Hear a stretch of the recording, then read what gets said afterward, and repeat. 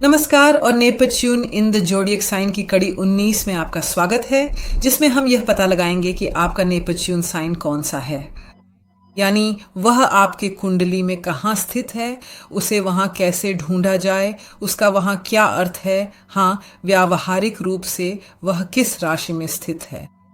और फिर हम निश्चित रूप से बाकी के बारे में भी जानते हैं। राशियां हम जानते हैं कि वह अन्य राशियों में क्या अर्थ रखता है, या फिर कभी कभी क्या अर्थ हो सकता है। हाँ, क्योंकि हमें इसकी भी ज़रूरत पड़ेगी जब हम फेज़ 1 में जाएंगे जल्द ही। व्यावहारिक चरण में जब हम देखेंगे कि ग्रह हमें हर दिन कैसे प्रभावित करते हैं।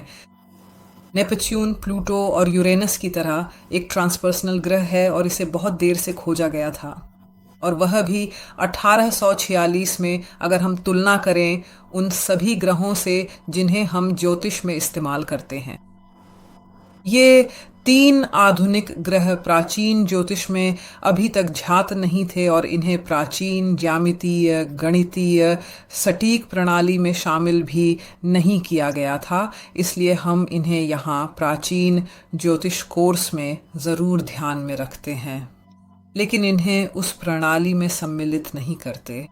मैं पिछली कड़ी की आकाशीय छवि एक बार फिर से दिखा देता हूँ। इस पर मैं पहले ही चर्चा कर चुका हूँ, मैं इसे एक बार फिर से संक्षेप में दोहराता हूँ। और हम इसे 5 व्यक्तिगत ग्रहों में विभाजित करते हैं, जिनमें सूर्य भी शामिल है। हालांकि सूर्य एक ग्रह नहीं है, फिर भी ज्योतिष में इसे ग्रह कहा जाता है ताकि चीज़ें आसान रहें और हर बार इसे दोहराना न पड़े। हाँ, इसमें सूर्य भी शामिल है, जिसके चारों ओर मैं अभी माउस घुमा रहा हूँ। गोल घेरे बुध, चंद्रमा, या यहाँ पर अभी पृथ्वी दर्शाई गई है, लेकिन ज्योतिष में हम चंद्रमा का उपयोग करते हैं। फिर मंगल और शुक्र, ये 5 आंतरिक ग्रह हैं, 5 व्यक्तिगत ग्रह जिन्हें देखना आसान है, या सबसे आसान, क्योंकि ये हमारी भावनाओं, हमारे विचारों, हमारे कार्यों और हमारे रोजमर्रा के व्यवहार को प्रभावित करते हैं। फिर हमारे पास 2 अप्राकृतिक ग्रह हैं जिन्हें बाहरी ग्रह भी कहा जाता है। यहाँ एक है बृहस्पति और एक है शनि, और ये दोनों वे हैं जिनका प्रभाव दीर्घकालिक होता है। इनका प्रभाव व्यक्तिगत नहीं होता, ये जीवन चक्रों, भाग्य और सामाजिक विषयों पर अधिक असर डालते हैं। और फिर हमारे पास आधुनिक ग्रह भी हैं अब, अर्थात यूरेनस, नेपच्यून और प्लूटो, जिन्हें हम इस प्रकार दर्शाते हैं। अब ये सफेद ग्रहों के साथ जहां एक यू या फिर एक भी दर्शाया गया है, और नेपच्यून वह पीछे ही है क्योंकि हमें उसकी अभी तुरंत आवश्यकता होगी। और ये ग्रह सफ़ेद रंग में दर्शाए गए हैं क्योंकि इन्हें प्राचीन प्रणाली में सही ढंग से शामिल नहीं किया गया है, तो ये मेल नहीं खाता। जो कोई भी ये जानने में रुचि रखता है कि ऐसा क्यों है और उसकी व्याख्याएं देखना चाहता है, वह नीचे दिए गए वीडियो में ऐसा कर सकता है, और उसका नाम है ज्योतिष का उद्गम। बिल्कुल। और आज का विषय नेपच्यून के बारे में है, थोड़ा सा विस्तार से। पिछली कड़ी में विषय यूरेनस के बारे में था, और वहाँ मैंने ट्रांसपर्सनल ट्रांसेंडेंटल के महत्व के बारे में भी विस्तार पूर्वक चर्चा की थी। इन 3 आधुनिक ग्रहों के चरित्रों पर चर्चा की गई थी।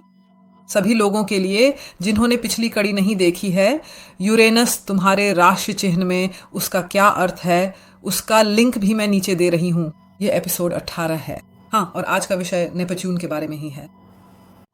नेपच्यून अक्सर सपनों, कल्पना, प्रेरणा, अंतर्ज्ञान और विशालता का प्रतीक होता है, जो हमारे मन की गहराइयों, भावनाओं और असीम संभावनाओं को दर्शाता है।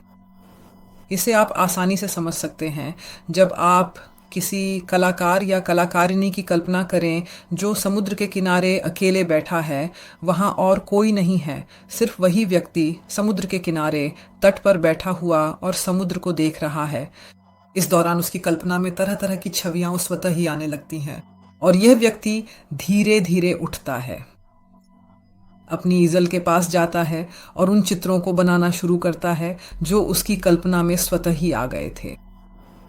यह नेपच्यून के प्रभाव का एक बेहतरीन और स्पष्ट उदाहरण होगा आदर्श स्थिति में, क्योंकि नेपच्यून निश्चित रूप से और भी कई चीजों का प्रतीक है, जैसे कि पलायन और कल्पना, यानी वास्तविकता से भागना, अर्थात भ्रम। उदाहरण के लिए, कोई व्यक्ति नशे की आदतों में भाग जाता है ताकि वह किसी तरह इस कठोर वास्तविकता से बच सके। और यह निश्चित रूप से कई अलग अलग रूपों में हो सकता है, जैसे कोई शराब का सहारा लेता है या कोई दूसरा अत्यधिक खरीदारी करता है, कोई और खाने में भाग जाता है और मोटापे से जूझता है। और इन नशे की आदतों को भी अक्सर नेपच्यून की खराब स्थिति से जोड़ा जाता है। लेकिन भ्रम, उलझन, खुद को खो देना, अपनी पहचान खो देना और मानसिक अस्पष्टता भी इसी से जुड़ी होती है। अलग अलग चीजों में खो जाना, ये सब नेपच्यून से जुड़ी विशेषताएं हैं। तो चलिए, क्या हम इसे अभी शुरू करें? राशि चक्र की हर राशि को एक एक करके देखते हैं।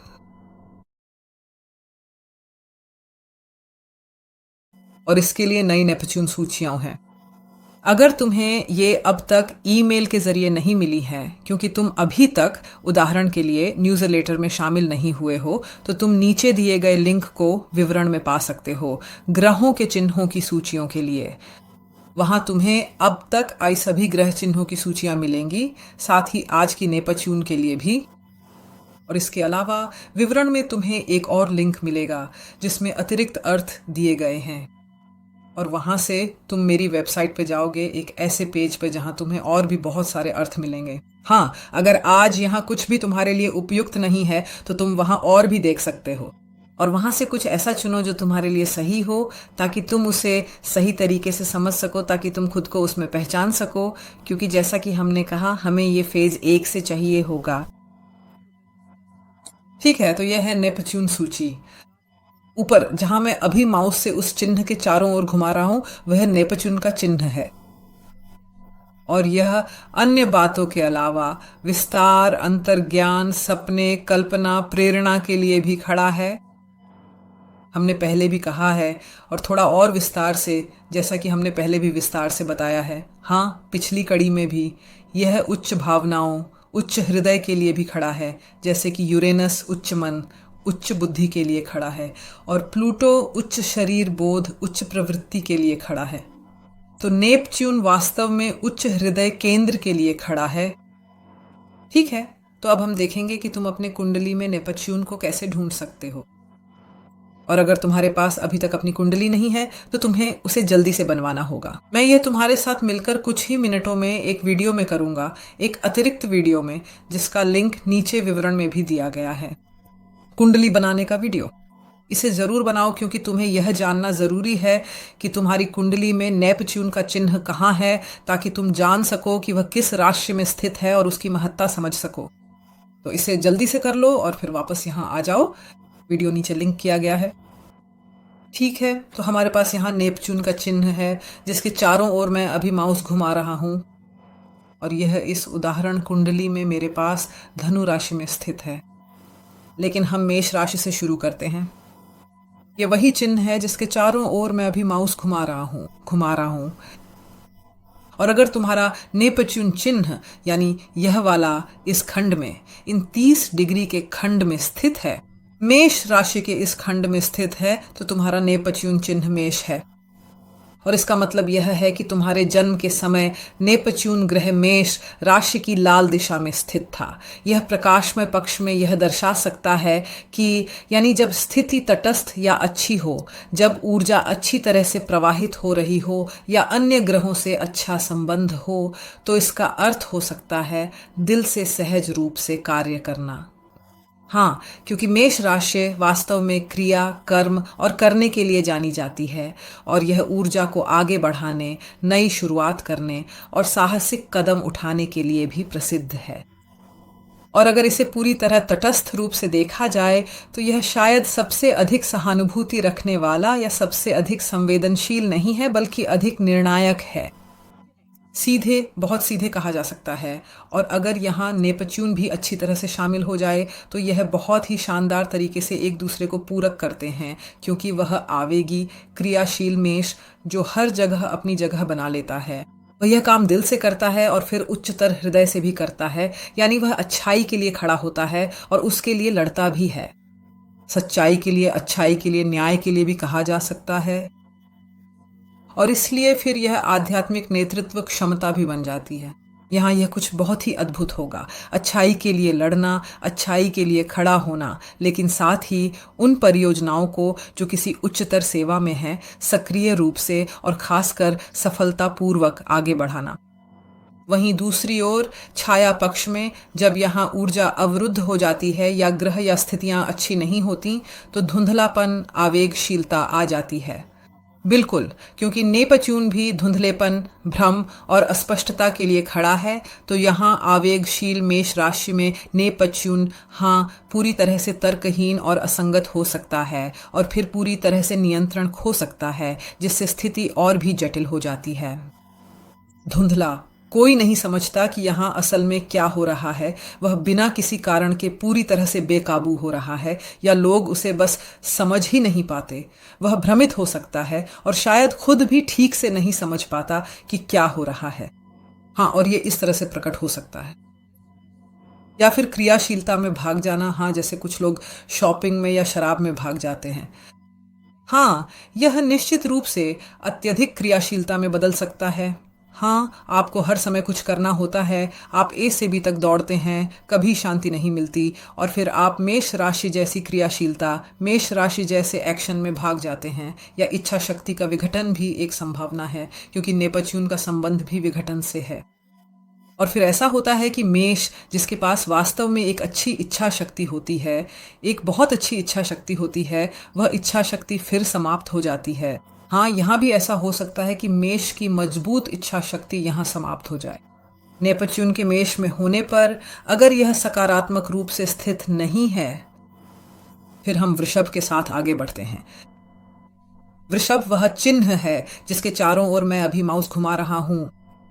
और अगर नेपच्यून का चिन्ह यहाँ इस 30 डिग्री के हिस्से में है, तो इसका अर्थ यह है कि तुम्हारा नेपच्यून राशि वृषभ है।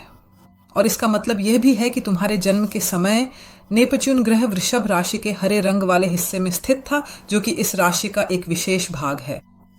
और इसका अर्थ यह हो सकता है सकारात्मक पक्ष में, प्रकाश पक्ष में, पदार्थ। हम ध्यान की ओर बढ़ते हैं। क्योंकि वृषभ का संबंध पदार्थ से है, भौतिकता से है, मूल्यों से भी है।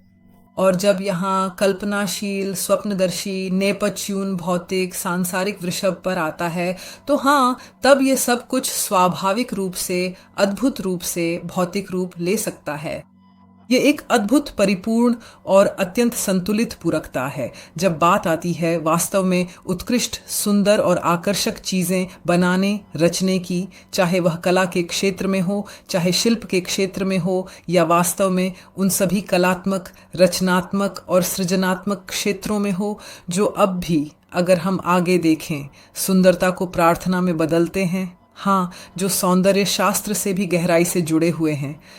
यहाँ से फिर बहुत बहुत अद्भुत चीज़ें निकलती हैं जो वास्तव में यहाँ वृषभ की वजह से संभव हो पाती हैं। भौतिक, सांसारिक वृषभ के कारण ये चीज़ें प्रकट की जा सकती हैं, जहाँ किसी और के लिए ये चीज़ें केवल दिमाग में या कल्पना में ही रह जाती हैं। वहीं वृषभ अपनी सांसारिक प्रतिभाओं और गहरी सौंदर्य तथा कला की समझ के कारण इन्हें साकार कर देता है। सामान्य तौर पर यहाँ विशेष रूप से बहुत सुंदर चीजें रचने और उन्हें साकार करने की क्षमता है। वहीं छाया पक्ष में भौतिक चीजों में सुरक्षा का भ्रम होना, यह वृषभ राशि की एक प्रमुख कमजोरी होगी, यानी भौतिकता के प्रति आकर्षण, और इसी में वह व्यक्ति खुद को पूरी तरह से खो सकता है। विभिन्न चीज़ों को जमा करने में, या शायद अत्यधिक खरीदारी में, या सामान्य रूप से भी उसे यह विश्वास हो सकता है कि अगर उसके पास बहुत कुछ है तो वह सुरक्षित है। लेकिन आखिरकार यह भी एक भ्रम ही है, और वह सुरक्षा स्वाभाविक रूप से सुरक्षा को न तो भौतिक चीज़ों पर और न ही किसी भी बाहरी चीज़ों पर निर्भर होना चाहिए। बिल्कुल, या फिर भोग विलास की लत। फिर हम जुड़वा राशि मिथुन के साथ आगे बढ़ते हैं। यह वही चिन्ह है जिस पर मैं माउस घुमा रहा हूं। और अगर तुम्हारा नेपच्यून चिन्ह यहाँ है, तो इसका अर्थ यह है कि तुम्हारी नेपच्यून राशि मिथुन है। और इसका मतलब यह है कि तुम्हारे जन्म के समय नेपच्यून ग्रह मिथुन राशि की नारंगी दिशा में स्थित था। यह जो कि सकारात्मक पक्ष में यह दर्शा सकता है कि दृष्टि और भाषा का एकीकरण बहुत अच्छे से होता है। यहाँ पर अंतर्ज्ञान, प्रेरणा, स्वप्निलता और कल्पनाशीलता जैसी विशेषताओं को भाषा में अभिव्यक्ति मिलती है, जिससे विचारों और भावनाओं को व्यक्त करने में आसानी होती है। और यह स्वाभाविक रूप से यहाँ भी हो सकता है, फिर चाहे वह लेखन, साहित्य या फिर काव्यात्मक रूप में हो, इन सब में इसे बेहतरीन तरीके से अभिव्यक्त किया जा सकता है, क्योंकि यहाँ जागरूक, तेज और चतुर मिथुन का मिलन स्वप्निल और कल्पनाशील नेपच्यून से होता है। वहीं नकारात्मक पक्ष में ये शब्दों के माध्यम से धोखा या झूठ भी हो सकता है। हाँ, अगर यह स्थिति है तो देखा जा सकता है कि क्या व्यक्ति में सामान्यतः ऐसी प्रवृत्ति है। हाँ, यानी झूठ बोलने की प्रवृत्ति। लेकिन यह स्थिति यहाँ नेपच्यून के नकारात्मक पक्ष में होने पर और भी अधिक बढ़ जाती है, खासकर अगर उसकी स्थिति बहुत अच्छी न हो या फिर आम तौर पर भी छोटी मोटी चालाकियों और होशियारी से किसी तरह अपना काम निकालना या सूचना की लत लग जाना। यह भी एक और संभावना है कि व्यक्ति यहाँ जानकारी में डूब जाता है। यह भी किसी और लत की तरह ही एक लत हो सकती है, जैसे शॉपिंग, शराब या सामान्य रूप से नशे की लत। वास्तव में ऐसे लोग होते हैं जिन्हें जानकारी की लत लग जाती है। वे लगातार नई नई खबरें देखे बिना रह ही नहीं सकते। यहाँ क्या हुआ, वहाँ क्या हुआ, ये सामान्य सीमा में नहीं होता बल्कि लगातार चलता रहता है। यानी वे इसे एक तरह के पलायन के साधन के रूप में इस्तेमाल करते हैं ताकि उन्हें कुछ खास चीज़ों का सामना न करना पड़े। और यहाँ आपको देखना होगा कि क्या स्वस्थ सीमा पार हो गई है। फिर हम कैंसर राशि के साथ आगे बढ़ते हैं। कैंसर राशि, यहाँ वह प्रतीक है जिसके चारों ओर मैं माउस घुमा रहा हूँ।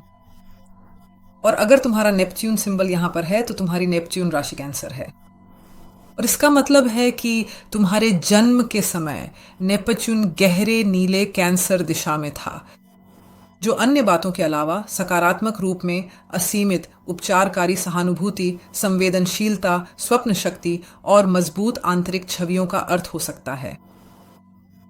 यहाँ नेपच्यून कह सकते हैं उच्चतर भावना के रूप में भावुक, संवेदनशील कर्क कैंसर से मिलता है। और अगर यह यहाँ सकारात्मक रूप में है तो यह सहानुभूति, संवेदनशीलता और सहृदयता का सर्वोच्च स्तर है। इसका मतलब है कि जब ऐसा व्यक्ति किसी और से मिलता है तो वह तुरंत समझ जाता है कि क्या चल रहा है। वह तुरंत मदद भी कर सकता है, क्योंकि नेपच्यून की वजह से वह महसूस कर लेता है कि दूसरे को क्या प्रभावित कर रहा है। हाँ, और वह तुरंत सहायता भी प्रदान कर सकता है। और वह सहज रूप से जानता है कि क्या करना चाहिए ताकि दूसरे को भी बेहतर महसूस हो। लेकिन यहाँ पर चित्रात्मक दृष्टांत या कल्पनाएं भी हो सकती हैं। तो अगर आपके पास भी ऐसा कुछ है तो वाकई में एक बार ध्यान से देखना फायदेमंद रहेगा। हाँ बिल्कुल, जैसे सपने कैसे होते हैं या कल्पना से जुड़ी चीज़ें कैसी होती हैं, कल्पना शक्ति कैसी है।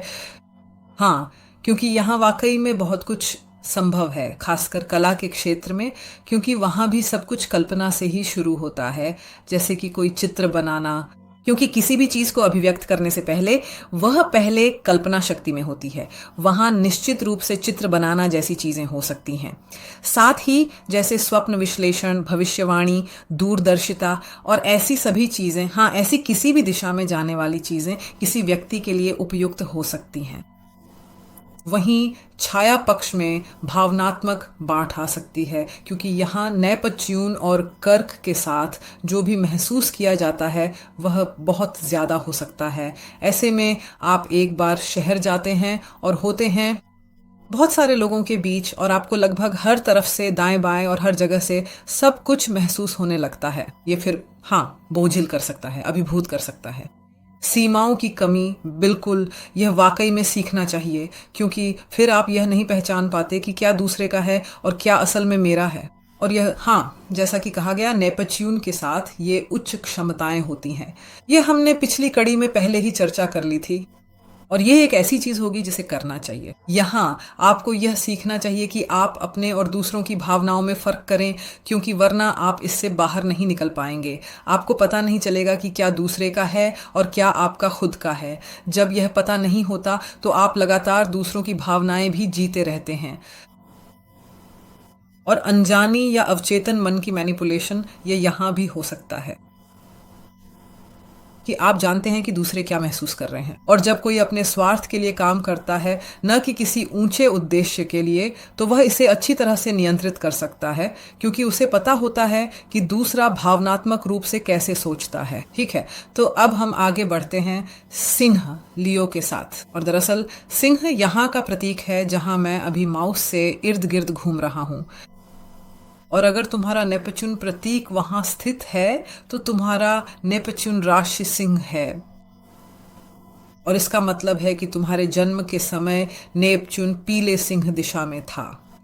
और इसका यह भी अर्थ है कि उज्ज्वल पक्ष में व्यक्तिगत आत्म केंद्रित रचनात्मकता को किसी बड़े महान और महत्वपूर्ण उद्देश्य के लिए पार कर जाता है।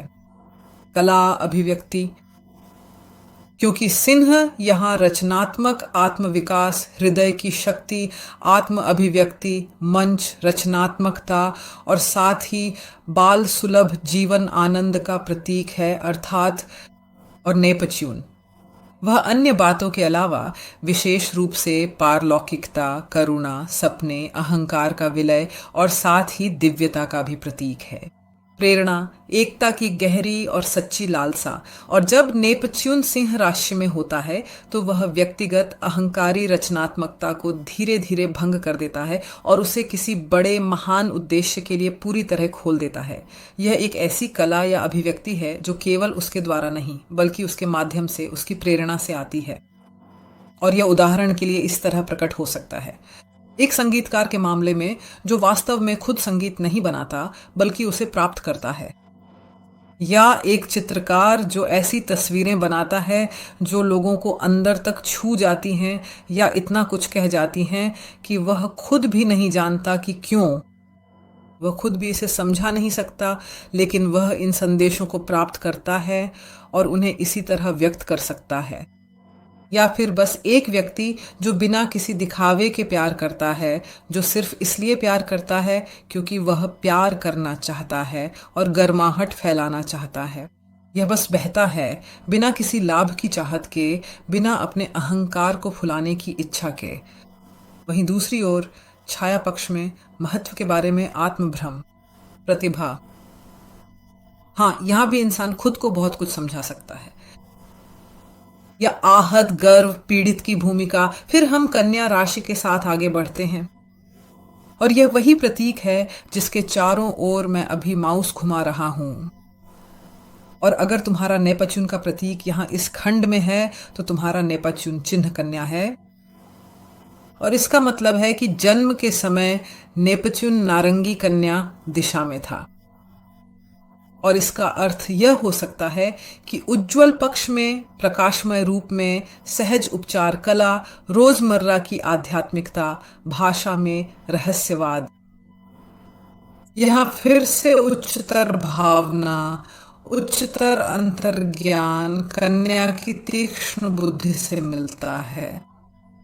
और यह यहाँ फिर से बहुत अच्छी तरह से एकजुट हो सकता है, खासकर क्योंकि कन्या बहुत धरती से जुड़ी होती है, यानी बहुत शारीरिक होती है, और खासकर उपचार संबंधी मामलों में, स्वास्थ्य संबंधी सवालों में यह एक आदर्श संयोजन है, क्योंकि यहाँ धरती यानी शरीर एक तरह से मिलते हैं, जो बुद्धि, मन और उच्चतर भावना के साथ मेल खाता है। और यह सब एक अच्छी ऊर्जावान प्रवाह में होता है। हाँ, इससे सच में कुछ अच्छा निकल सकता है। स्वास्थ्य संबंधी सवाल, वहीं छाया पक्ष में मदद करते हुए खुद को भुला देना, झूठी व्यवस्था में भाग जाना या भावनाओं से भागना शामिल है। तुला की बारी है, और दरअसल यहां तुला का प्रतीक है जहां मैं अभी माउस से इर्द गिर्द घूम रहा हूं।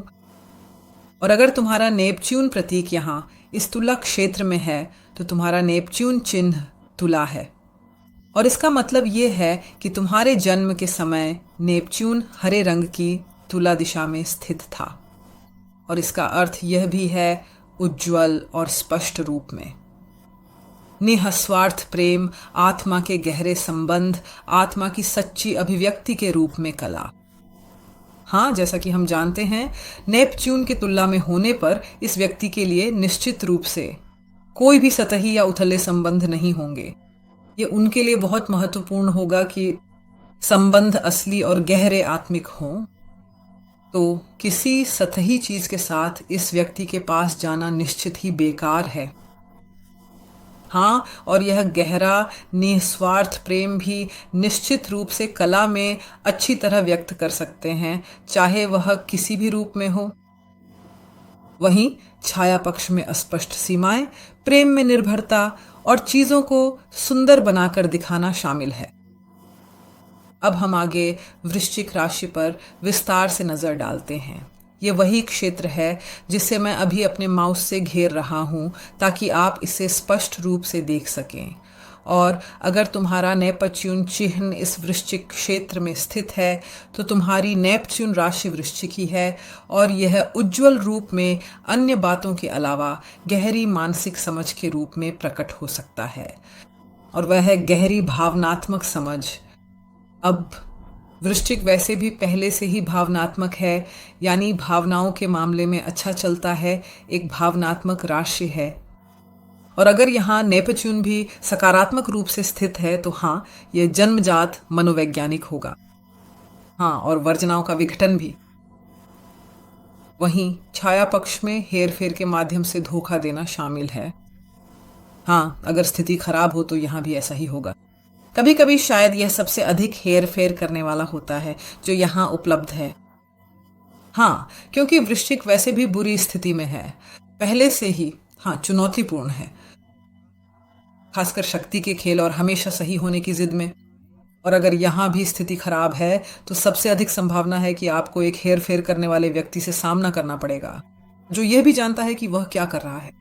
तो यह व्यक्ति बहुत जागरूक होकर भी ऐसा कर सकता है और अपनी क्षमताओं का इस्तेमाल जानबूझकर अपने फायदे के लिए कर सकता है, या फिर चरम सीमाओं की ओर भागना। हाँ, यह भी इसी तरह व्यक्त हो सकता है, क्योंकि वृश्चिक बहुत गहराई से जीता है और उसे यहाँ भी चरम सीमाएं पसंद हैं। ये एक हद तक तो निश्चित रूप से अच्छा हो सकता है, बस संतुलन में रहना चाहिए।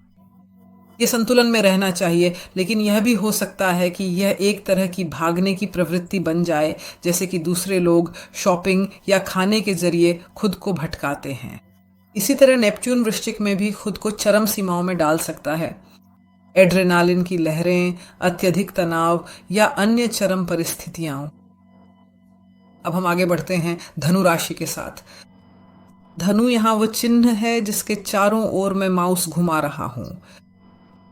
और अगर तुम्हारा नेपच्यून चिन्ह इस 30 डिग्री के हिस्से में है तो तुम्हारी नेपच्यून राशि धनु है, और इसका मतलब यह है कि तुम्हारे जन्म के समय नेपच्यून ग्रह हल्के नीले रंग के धनु दिशा में स्थित था, और इसका अर्थ यह हो सकता है उज्ज्वल रूप में सत्य की खोज करने वाला, आशावादी, रहस्यवादी, जीवन का दार्शनिक। हाँ, यह हो सकता है अच्छी संभावना के साथ, अच्छी मुमकिनियत के साथ ऐसा व्यक्ति हो सकता है जो सच की तलाश में रहता है, जो खुद को किताबों में, पुरानी किताबों में डुबो देता है, जो बहुत सी मिथक कथाएं पढ़ता है और प्राचीन परंपराओं को जानता है, क्योंकि वह बस सच की तलाश में है, किसी ऊंचे अर्थ की खोज में है। और इसकी छाया पक्ष में अत्यधिक आदर्शवाद, घमंडी मिशनरी प्रवृत्ति हो सकती है। यहाँ पर जो एक और बात बहुत मुमकिन है वह यह है कि हर तरह के नशे की लत का खतरा हमेशा बना रहता है, क्योंकि धनु राशि में वैसे भी इसकी प्रवृत्ति होती है। अगर इसमें नेपच्यून भी शामिल हो जाए तो हर तरह की लत के लिए खतरा दोगुना हो जाता है।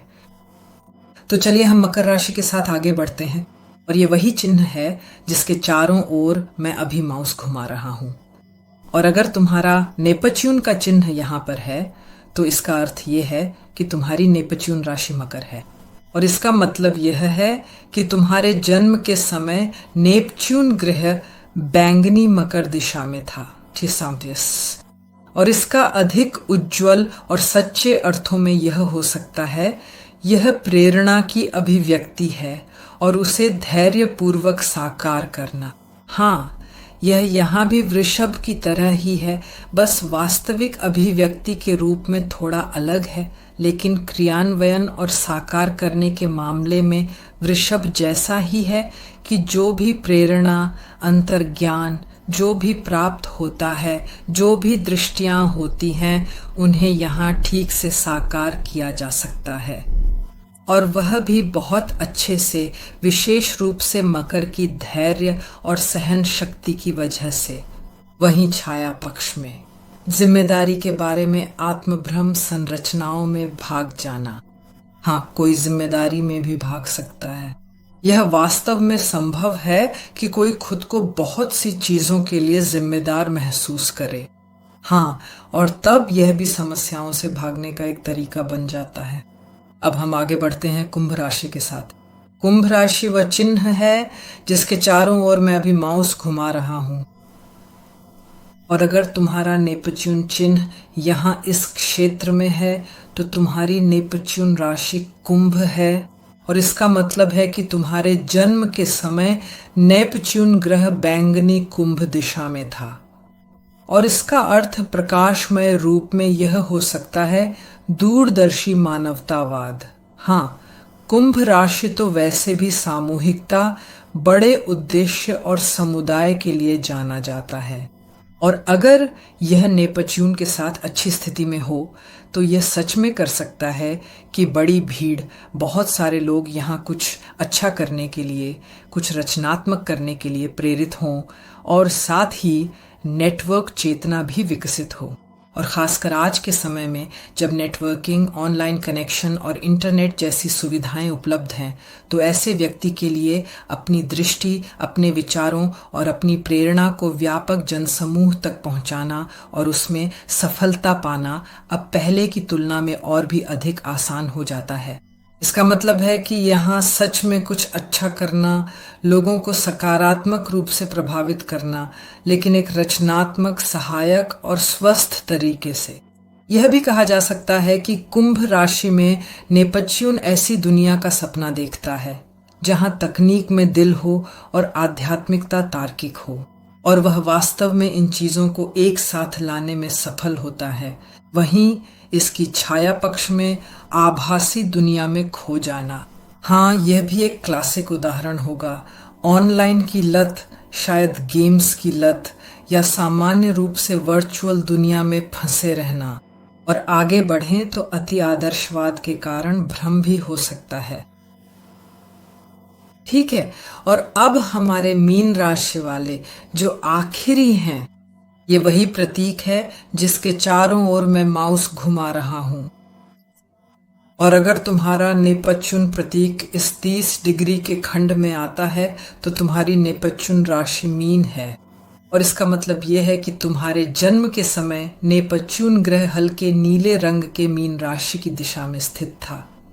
और यह फिर से एक उज्जवल और स्पष्ट रूप में यह दर्शा सकता है माध्यमिक अनुभूति, सपनों के रूप में रहस्य उद्घाटन, असीम और गहरा विश्वास, अत्यंत गहरी सहानुभूति और संवेदनशीलता। हाँ, यहाँ भी हमारे पास भावुक मीन हैं जो नेपच्यून के साथ उच्चतर भावना के लिए खड़े हैं।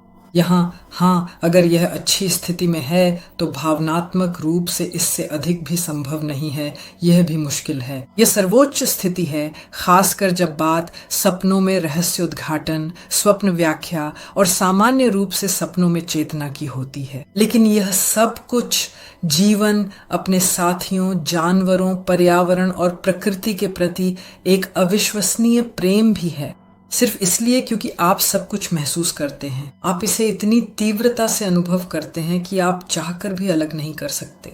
अक्सर ये वही लोग होते हैं जो जानवरों से भी संवाद करते हैं। हाँ, सामान्य रूप से वे लोग भी जिनका नेपच्यून अच्छी स्थिति में है, या वैसे भी वे ग्रह जो भावनाओं से जुड़े हैं, सकारात्मक स्थिति में हैं, या जहाँ ऊर्जा अच्छी तरह से प्रवाहित होती है। वे निश्चित रूप से जानवरों से भावनाओं के माध्यम से संवाद करते हैं, क्योंकि यही उनका संवाद करने का तरीका है। और जिन लोगों के लिए यह अनुकूल है वे तो वैसे भी ये जानते हैं, है ना? जबकि अन्य लोग जो वहाँ कम महसूस करते हैं, जो वहाँ अधिक बंद रहते हैं, हाँ, वे यह समझ नहीं पाते कि यह कैसे संभव है कि कोई जानवरों के साथ, लेकिन साथ ही प्रकृति के साथ भी इतनी गहरी जुड़ाव बना सकता है। हालांकि प्रकृति निश्चित रूप से भावनात्मक केंद्र के साथ नहीं, लेकिन कम से कम अस्तित्व के केंद्र के साथ संवाद करती है। वहीं नकारात्मक रूप में मानसिक अस्थिरता, सपनों की दुनिया में भाग जाना, हाँ, यह यहाँ फिर से एक चरम स्थिति होगी। ऐसे में कोई बिल्कुल यानी पूरी तरह से धरती से कट जाता है, सचमुच सपनों की दुनिया में खो जाता है, जब तक कि कड़वी हकीकत उसे देर सबेर वापस न ले आए। हाँ, और तब यह शायद काफी असुविधाजनक हो जाएगा। बिल्कुल आत्मविलय, दिशाहीनता। तो अब हमने नेपच्यून को सभी राशियों में मोटे तौर पर और थोड़ा विस्तार से देख लिया है, और अगली कड़ी में हम प्लूटो की बात करेंगे सभी राशियों में, और विशेष रूप से तुम्हारी राशि में, यानी तुम्हारा प्लूटो चिन्ह। हाँ, उसमें इसका क्या अर्थ है, इस पर भी हम और अधिक विस्तार से चर्चा करेंगे। और यह अन्य बातों के अलावा रूपांतरण, तीव्रता, लेकिन साथ ही ऊर्जा, सत्य और आत्मा की गहराई का भी प्रतीक है। ठीक है, तो मुझे खुशी होगी अगर तुम अगली कड़ी में फिर से देखोगे, और तब तक के लिए शुभकामनाएं। चाओ चाओ जरा।